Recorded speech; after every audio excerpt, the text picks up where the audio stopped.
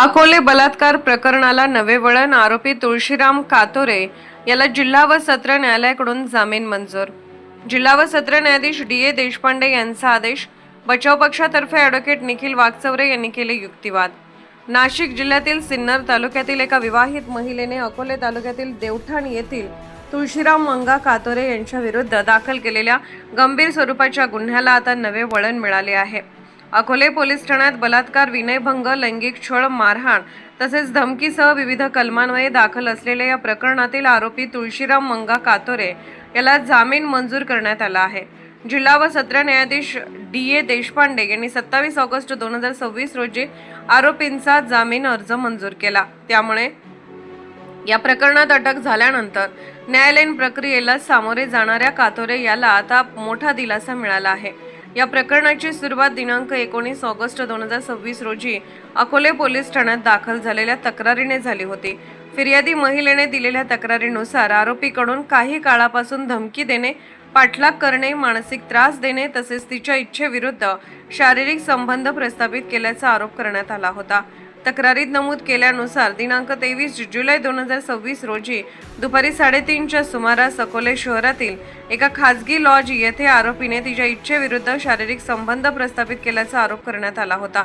तसेच हा प्रकार कोणाला सांगितल्यास गंभीर परिणाम भोगावे लागतील अशी धमकी दिल्याचेही तक्रारीत नमूद करण्यात आले होते. याशिवाय पती व मुलांना मारहाण करण्याची धमकी दिल्याचा आरोपही करण्यात आला होता.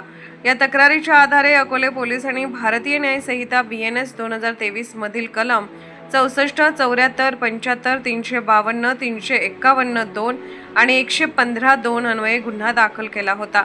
गुन्हा दाखल झाल्यानंतर पोलिसांनी आरोपीला ताब्यात घेत न्यायालयासमोर हजर केले होते. त्यानंतर तपासाच्या अनुषंगाने आरोपीला पोलीस कोठडी देण्यात आली होती.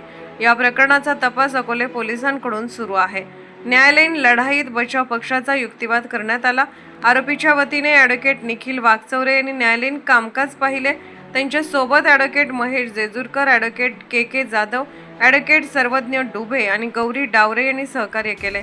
बचाव पक्षाच्या वतीने करण्यात आलेल्या युक्तिवादानंतर जिल्हा व सत्र न्यायाधीश डी.ए. देशपांडे यांनी दिनांक 27 ऑगस्ट रोजी आरोपीचा जामीन अर्ज मंजूर केला. जामीन मंजूर करण्याचा न्यायालयाचा आदेश हा प्रकरणाच्या अंतिम निकालापासून नसून पुढील तपास व न्यायालयीन कार्यवाही स्वतंत्रपणे सुरू राहणार आहे. गुन्हा दाखल झाल्यानंतर महिलेच्या भूमिकेतील बदलाचीही चर्चा. दरम्यान या प्रकरणात गुन्हा दाखल झाल्यानंतर संबंधित महिलेच्या भूमिकेत बदल झाल्याची चर्चा यापूर्वी समोर आली होती. त्यामुळे तक्रारीतील आरोप आणि त्यानंतरची भूमिका याबाबतही विविध प्रश्न उपस्थित झाले होते. या सर्व बाबींची सत्यता तपासातून आणि न्यायालयीन प्रक्रियेतून स्पष्ट होणे अपेक्षित आहे. या प्रकरणात तक्रारीतील आरोप, आरोपींचे म्हणणे, उपलब्ध पुरावे, संबंधित व्यक्तींचे जबाब, वैद्यकीय व इतर कागदपत्रे तसेच तपासातून येणाऱ्या बाबी महत्त्वाच्या ठरणार आहेत. आरोपीला जामीन मंजूर झाला असला तरी त्याच्यावरील आरोप न्यायालयात अद्याप सिद्ध झालेले नाहीत. त्यामुळे दोष सिद्ध होईपर्यंत आरोपीला निर्दोष मानले जाते हा कायद्याचा मूलभूत सिद्धांत या प्रकरणालाही लागू आहे. तुळशीराम कातोरे हे देवठाण परिसरातील सामाजिक क्षेत्रात कार्यरत असून त्यांच्या सामाजिक पदामुळेही या प्रकरणाची अकोले तालुक्यात मोठी चर्चा झाली होती. बलात्कारासारखा गंभीर आरोप झाल्यानंतर आता न्यायालयाने जामीन मंजूर केल्याने या प्रकरणाच्या पुढील तपासाकडे आणि न्यायालयीन कार्यवाहीकडे सर्वांचे लक्ष लागले आहे. दरम्यान अकोले तालुक्यातील लॉज व इतर ठिकाणी महिलांच्या सुरक्षिततेशी संबंधित प्रश्नही या निमित्ताने चर्चेत आले आहेत. अशा घटनांबाबत पोलीस प्रशासनाने आवश्यक ती दक्षता घेऊन संबंधित प्रकरणाची निष्पक्ष चौकशी करावी अशी मागणी नागरिकांमधून होत आहे.